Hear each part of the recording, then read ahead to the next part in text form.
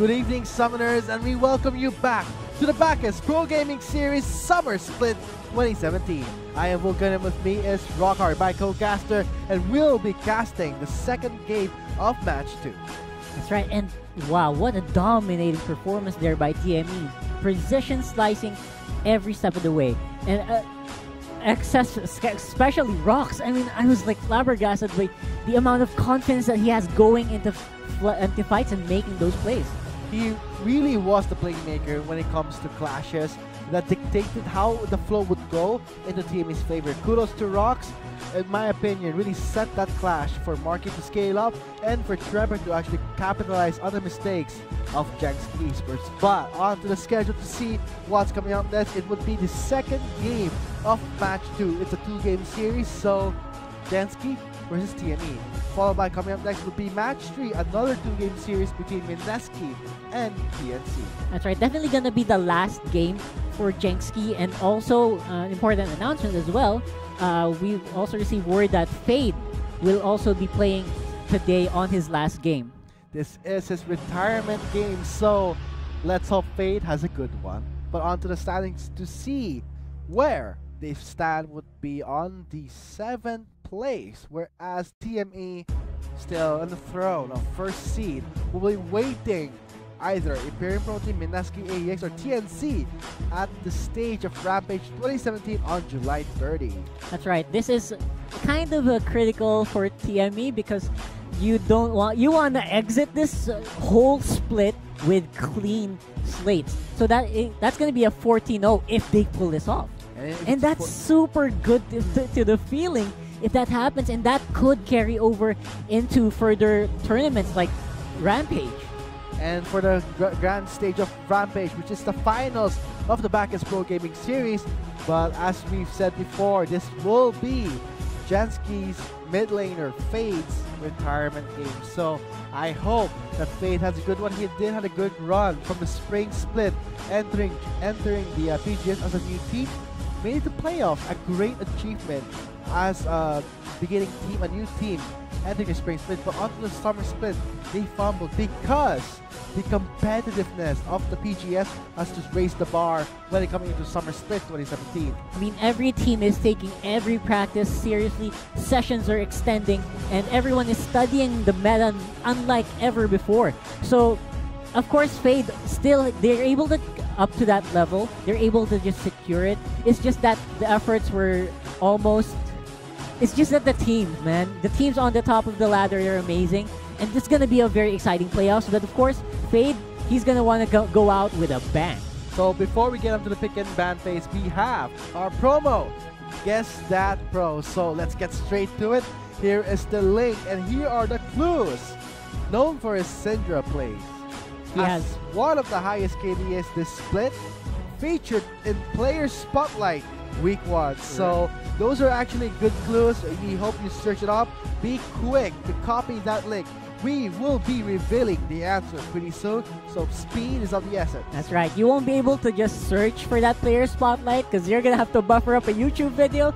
That is going to take a while, and someone is going to get it. So better rattle your brains and really think, who is one of the best Syndra plays of the PGS right now, and who has the highest KDA? Let's wait for the answer and wait for our viewers. Ooh, there he is. The answer is revealed. TME Trevor. Last skin used was Full Metal Jace. So whoever answered the question correctly, you win yourself a Full Metal Jace thanks to the mid laner of TME, Trevor. Right. And he was also one of the key players on that game. He was able to rack up most damage on his team. Despite having sort of a rocky start, he was able to pull off a lot of plays, and that resulted in, again, a really clean TME victory. Let's see if they will channel that momentum entering Game 2. Let's see if they will win, but leave it to TME. They are still willing to keep their winning streak, but let's see how JSK will fight it out in this game. So we start the draft here, already banned out a Nidalee, a Caitlyn, and a Rengar on the side of Manila Eagles. Meanwhile, that very much coveted Zac already taken out by JSK, and of course, they don't want to give Marky the Saya, and that's going to leave the Saya on a 100% win rate. And for TME, But for the bans for Jenski Esports, we're seeing a ban on the Nidalee and a Rengar. That's right. And of course, the fresh from Rocks. That amazing fresh from Rocks last game. Definitely not something that Jenski wants to see. And now picks are gonna start getting in. Lee Sin for Spear, and of course that Lulu can be flexed for Fade and also for Hype, most likely the support. Now we're entering the last pick for TME. They're already securing Sejuani Jungle and Ooh. Trevor's mid-lane Lucian. We may not know, let's see, but normally Lucian does come out last. And on to the second banning phase, seeing a ban on Trevor's Ari on the Zed and a Rakan from Rocks. So understandable bans, but Jenski already picked up some really good picks, which would be the Lulu support and a Twitch ADC. And they went for pretty much all-in compositions here. For the Twitch, of course they want to mirror the Twitch that Marky did play earlier. Very clean and great positioning. And Trevor's Lucian, this could be Trevor's Lucian or Marky's Lucian, both known to be very proficient. Oh no, oh, you guessed it. I guess this might definitely be an AD carry, a mid Lucian for Trevor. And Marky on an Ashe with Rocks on a Braum. Those look very tasty, especially the... Oh. Someone went a bit more on that tankier side here with that Tom Kench. Let's see, come on, lock in.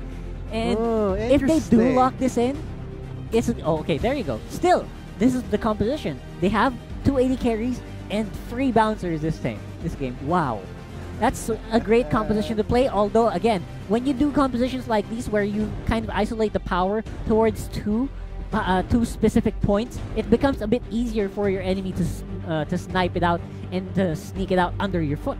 And now we're seeing a hover on a Corki. This will be the mid lane Corki we've seen with the Beer Bro team, but on the TME, getting a really good start. An Ashe and a Braum combo. Let's see how that plays out in the bot lane with A-Style on a Twitch while Hype is on that Lulu. Yeah, I kind of like that, the way that Jenski is playing this. Of course, Fade gonna be the last game on that Corki, and definitely AP Corki really greatly buffed in this patch. It's more shifted towards that damage output from the AP, so definitely a great pick.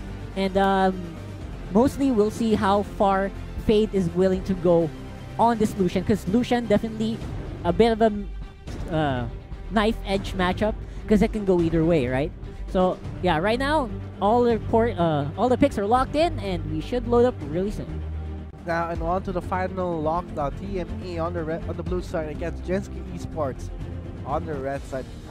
We'd like to point out that this is Fade's retirement game, so Fade had a really good run in PGS entering the spring split, but let's see how he will do onto the Rift.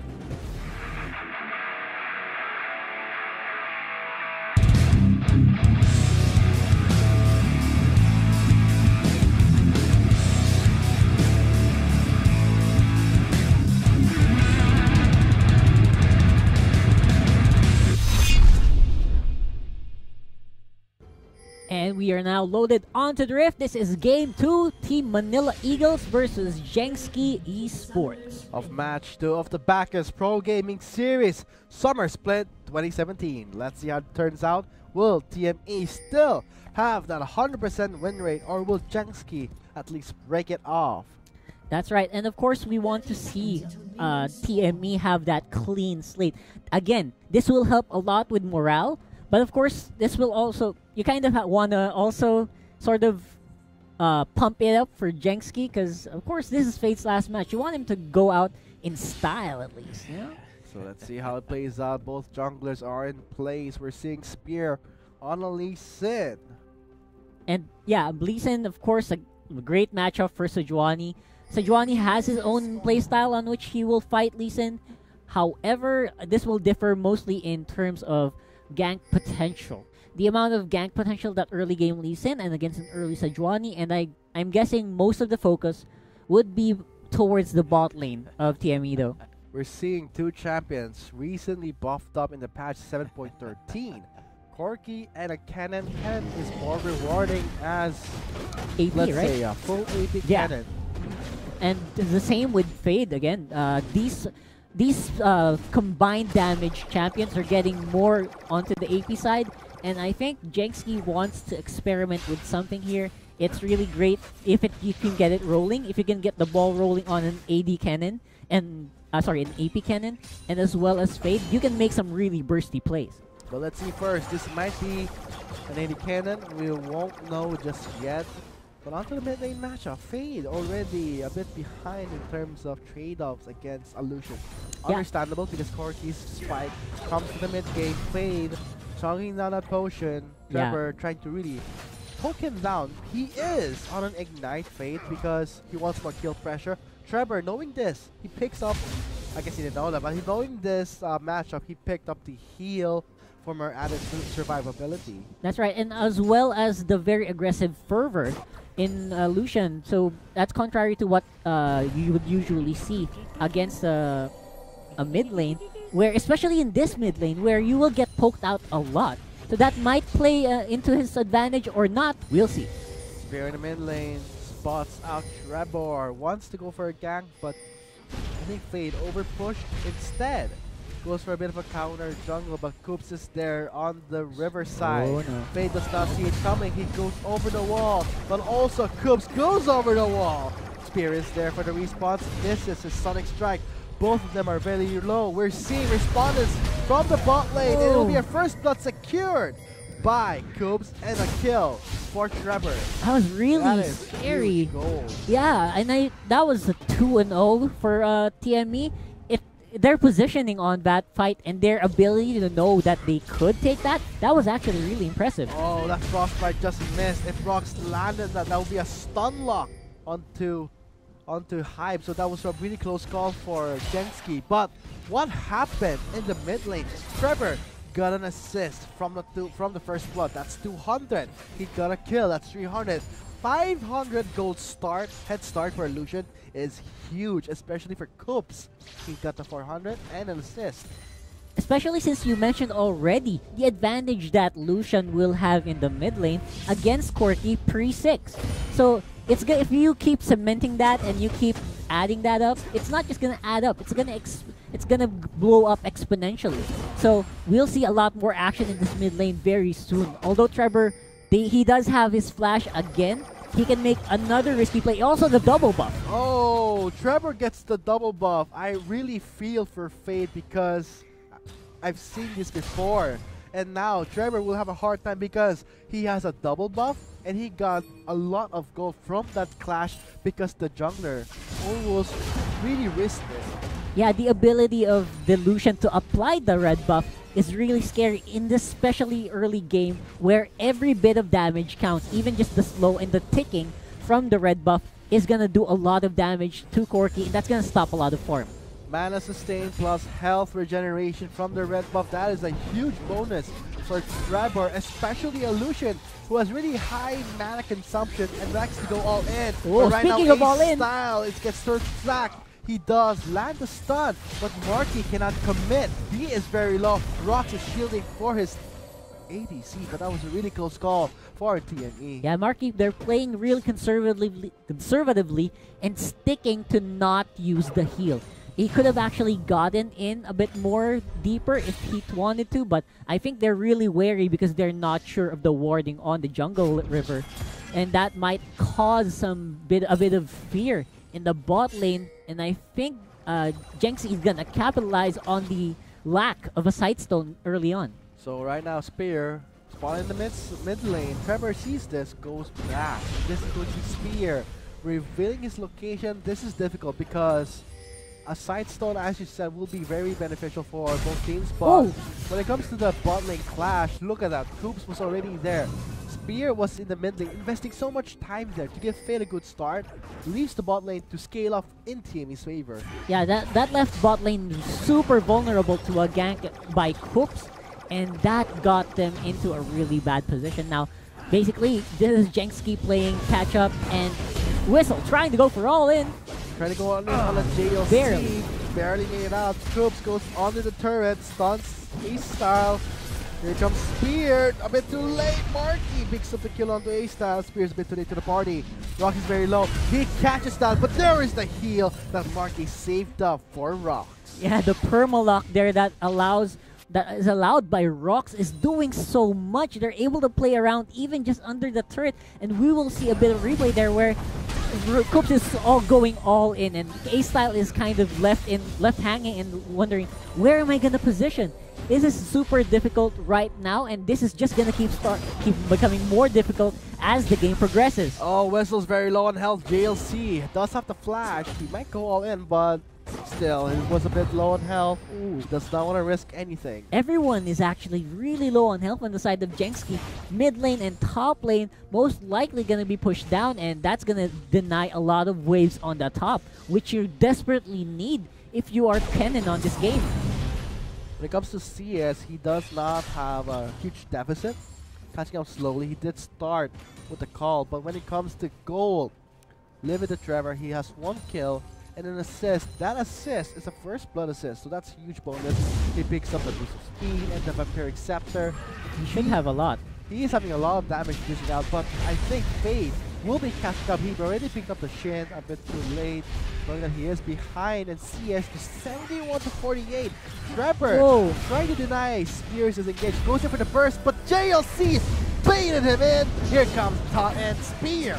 Gives the red buff to JLC. Oh, they're not done. Safe and engaged. There's the ignite onto Trevor, but there is the glacial presence for the save, but Jenski Fade will still get the kill. That was super great teamwork there from JLC. He was able to just do the clutch save on the Trevor. It's just that Trevor did not have enough to sustain that from Fade, but Fade also was able to burn off a lot of resources for that kill. Over the wall, Coops is very aggressive, but under the bot lane turret, Glacial Prison could knock up.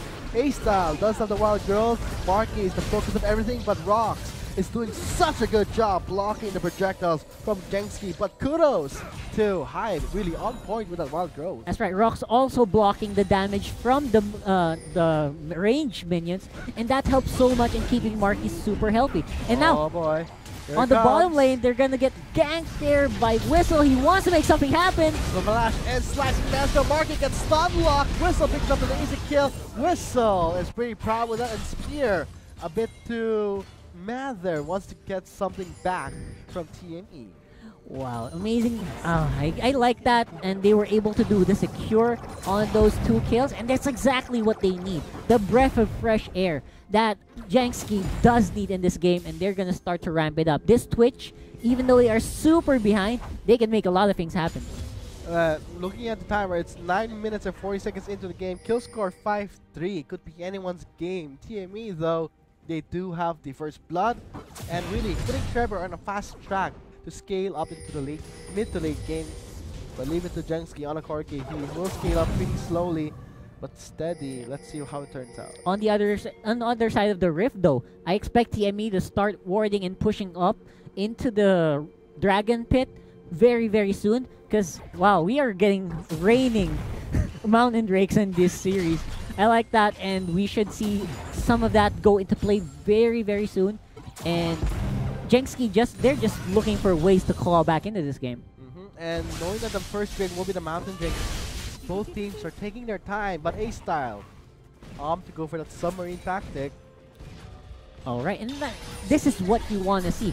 If Jenski can pull this off, this is going to be huge. Oh, Spear is still there in the brush side, waiting for the right time to strike. Oh Goops is there, just in case things are not really good. Yeah, Spear they're gets spotted out. He gets stunned, and another stun. A triple stun onto Spear. He's not going away, but still Dragon Rage is there for a 3-man knock on Marky because of the easy kill. A-Style gets permafrosted. Marky pops the heal. He survives. He gets a double, making a triple for Marky. That is basically CC layering, not as perfect as I predicted, but they pulled it off really well. I mean, it was almost an insta-kill, and Lulu had to use everything. Meanwhile, on the top lane, Whistle is going ham on JLC, and it's not gonna work out for him. I think he's gonna he's gonna have to pull out of there.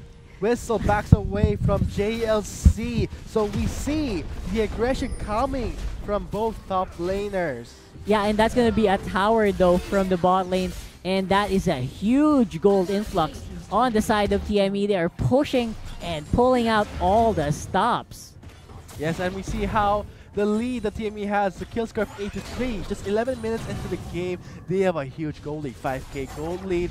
Trevor has the first round Spear assist, here! but Spear is doing his best to shut down any lane he seizes. Yeah, they should really start pushing off into the Herald vision, because that is something that you don't want to give TME as well.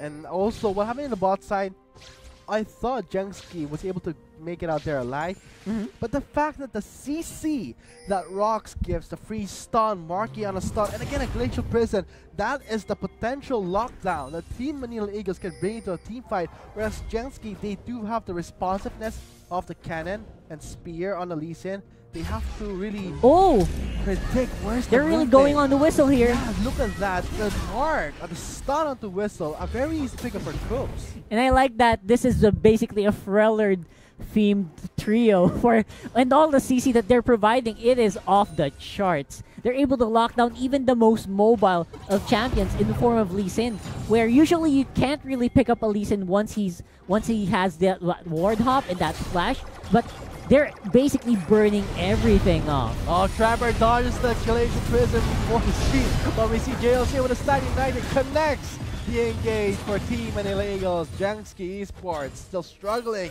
to catch up the macro that TME is bringing. TME showing really surgical gameplay, and that's showing in their playstyle. They know that they can take advantages, and they're not afraid. They are one cohesive team whenever they pull off these stunts, and it is working out for them so far. The macro play that Team Manila Eagles is bringing into this match 2 of game 2 is just superior. This is what you expect from a team from week 1 already established their dominance and carrying into the last week of the group stages. Yeah, not to mention our possible our definite first seed, and it should show. It should show the caliber that Filipino League of Legends has, and they're gonna keep going and going until there is nothing left to take on the Rift. And now JSK will be giving away the Rift Herald to TME. 40-minute mark has just reached, and the kill score is just impressive. TME 11-3 thanks to the responsiveness of their team, but JSK likes to go all in with those teleport plays. They will be trading, however, with that Mountain Drake, with the Rift Herald with the Mountain Drake. I'm a bit surprised though. I'm pretty sure TME should have had a ward there boy. somewhere, but it was just whacked out. Oh! JSK they still managed to get the Mountain Drake, but I don't think they're going to make it out alive. Ace is very low. Marky's on a rampage. Over the wall flash by JLC. There is the Frostbite from Rox. Thanks to the drop. And look at that. Just an easy stun. Spear gets stunned. And there's the taunt. A CC lockdown, giving Marky that unstoppable feeling. Yeah, this is TME just burning flashes over the wall because they know that they can just get a kill and that they will survive. They don't even need those flashes to survive. They just needed to take a kill, and that's gonna elevate and accelerate this game to levels that you will not believe.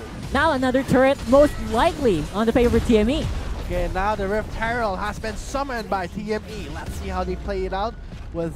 Oh, the Rift Herald is still healthy. And we're seeing another one. Another one bites the dust. Look at that. Inhibitor turret taking it out slowly. Whoa. DLC goes in for the dive. There's a stun lockdown on the whistle. Slicing Master, giant board of the members. A-Style getting some free hits off Rock, but Marky is there. He does get exhausted by Hype, but that's not going to help too much. Coops is there for the easy permafrost, but instead focuses onto A-Style. There'll be a one-on-one. A-Style flashes away. Trevor is there. The inhibitor is exposed. Spear is very low, chugging down that health pot. It was really looking so well for JSK. A-Styles just not having enough damage to pull off the free hit. And now, Spear just getting caught out of position. And that's going to leave you, again, an open inhibitor on the side of JSK. And what great play with the Rift Herald for TME. JSK still having a hard time catching up, but let's see the replay. Yeah, on this replay for the Drake, JLC goes in hard, and he's able to just keep Marky safe with great positioning. The rest of the team, they're not afraid to burn their flashes. They'll just go all in, and that's going to be locking in everyone, because this is so much, again, from the play of Rox, locking everyone in with that Frost, and that's game most likely. But I think we still have JSK. They have this power in A-Style that they can pull out. As long as they have enough damage, and if they can stall this out, they might be able to secure something. But the deficit is nearing 10,000 gold lead. very huge. Jenski with the mid lane exposed. No turrets there. Team Manila Eagles will be seizing the opportunity to have more control of the map. And this is JLC also making that split push. 4 members of Genxi are going for JLC for some reason. I think that's gonna be really dangerous. They just want to focus on this one, and JLC just tries to escape, but that will not be enough. 4 members of Genxi picks up JLC, but we see at what cost? 3 members at what cost? At the cost of the inhibitor turret. Oh my god. That is really scary, and that was a bit of a miscommunication. I think too many people. Trevor tries to get away from the slicing maelstrom. He does get locked down. 3 members still in the top side. A-style camouflage, trying to look for an opportunity to go in. Fade not getting enough damage. Gets the stun. Gets the glacial fissure and a stun again from the Braum. Marky's not giving up. He's dominating in this game. There's the Stand United. JLC is there. 4 members of TME in the face of Genxi Esports. There's the collapse on the spear, trying to get away. Marky will not give in. There's the permafrost. The lockdown that TME is bringing into this game is just too much for Genxi to fight back. Yeah, that's just TME padding the KDA, making sure that they have a very healthy morale coming out of this match. And this is looking very grim for Genxi. This might be game. This is going to be game set, probably for TME. The death timers are too big for Genxi to fight back. The minions are just too much. And congratulations to Team Manila Eagles with a still 100% win rate entering the Summer Split 2017. That is amazing. Again, this is TME showcasing their precision, cutting of people left and right, and Marky, again, flawless positioning from that. And oh, this is amazing play. This is very aggressive, but still they were able to pull it off. Congratulations to TME for concluding their match 2 with a clean sweep. So I gotta say, TME still in the first seed, obviously. I'm excited to see how they will fare in the Rampage stage this coming July 30, the final stage of the Bacchus Pro Gaming Series. We will have to look out for that one, and this is, again, this is the position that you would expect from a top team, and you will see that again in the standings with Marky 9-1-5 on that Ash, and of course the rest of TME making sure that they have the KDA to back it up. We're looking at the endgame stats. Marky with the precision of Roxas Frostbite really enabled him to scale really well to the game. But let's see the total damage dealt onto Marky. Majority of the damage thanks to his positioning and the opportunity that Rox gave. That's right. Of course, we have to give Rox props. He procced those concussive blows non-stop this game, and that was able to give the whole team of Manila Eagles ability to lock down champions as slippery as Lee Sin. And guys, I think there you have it. That concludes match 2 with Team Manila Eagles securing that game for a clean sweep 2-0, giving them another 3 points. And thank you so much, Genxi Fade, the mid laner, for participating in the PGS. This is his retirement game, and I hope we see him succeed in all other aspects of life. But guys, there you have it. That concludes match 2. But before we go on to the short break, let's hear it from TME themselves. Good evening, Summoners. We just finished that intense match between Genxi and TME, and it ended in a glorious fashion for TME. I'm Atlas. With me right now is the mid laner for Team Manila Eagles, TME Trevor. Good evening. Hello. Yeah. So that game was actually faster than AEX's Rift Herald game. This was 18 minutes and 40 seconds, while AEX's game was above 19. And what a way to finish the group stages. Trevor, ano yung feeling na yung team mo, yung pinakauna sa PGS na magkaroon ng undefeated streak hanggang playoffs? Sobrang saya kasi kami nga yung first. Tapos, di namin aakalain na ganito yung mararating namin. Tsaka sa sobrang tagal ko na naglalaro, ngayon lang ako nakaranas ng ganito, undefeated. So, sobrang tagal mo na rin sa PGS, ano? Sa pro play ng Pilipinas for League of Legends. Ano yung feeling na nandito ka na sa pinaka-peak ng career mo bilang isang pro player? This is your best split as a pro player. Sa tingin ko kulang pa yung mga laro ko, kaya magpa-practice pa ako, kaya gagalingan ko pa. Definitely. Sa sobrang galing ng performance ng Team Manila Eagles, ano sa tingin mo yung pinakamalaking factor na sa success ng team mo? Yung communication namin sobrang ganda, tas yung synergy, kaya ganun yung laro namin, sobrang smooth. Synergy as well. Everything just comes down together to great team play coming from TME. Of course, that's the thoughts of TME Trevor. We'll be seeing them in Rampage as the first seed for the playoffs into the finals as well. That game was shoutcasted by Rockhart and Vulcan. I've been interviewing Trevor for this past minute. I'm Atlas, and we'll be seeing you for the next match we have for today, the last match actually, after a short break. Ganked there by Whistle. He wants to make something happen. From the last edge slash Master Market gets stun locked. Whistle picks up an easy kill. Whistle is pretty proud with that. It's here. A bit too there. Wants to get something back. Wow, amazing. I like that. And Got they're able a to do triple stun on the spear. He's not going away, but still Dragon Rage is there. For a 3-man knock, a Marky picks up the easy kill. H-Style gets permafrosted. Marky pumps the heal. He survives. He gets a double. Making a triple for Marky. that is Mounting, basic but I don't CC. think they're going to make it out alive. H-Style's very low. Marky's on a rampage. Over the wall flash by JLC. There is the frostbite. Drop from Rocks into the ground. And look at that. There's an easy start. Gets stunned, and there's a call, a CC lockdown, hitting Marky slowly. Whoa! He goes in for the dive. There's a stun lockdown on the Whistle. Slicing grabs the giant board of the members. Ace-Style doing some free hits off Rock, but Marky is there. He does get exhausted by Hype, but that's not going to help too much. Brooks is there for the easy beat. Permafrost, but still focusing on the Ace-Style. It'll be a one-on-one. Ace-Style flashes away.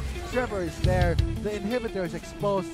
Stop killing Gold Fissure and a stun again from the From. Marky's not giving up. He's dominating this game. There's the standing magnet. JLC is there. 4 members of TME in the face of JSK Esports. There's the collapse on the spear, trying to get away. Marky will not give in. There's the permafrost. The lockdown that TME is bringing into this game is just too much for JSK. Fight back. Yeah, that's just TME padding the KDA, making sure that they have a very healthy morale coming out of this match. And this is looking very grim for Jenski. This might be game. This is going to be game set, probably for TME. The death timers are too big for Jenski to fight back. The minions are just too much. And congratulations to Team Manila Eagles with a still 100% win rate entering the summer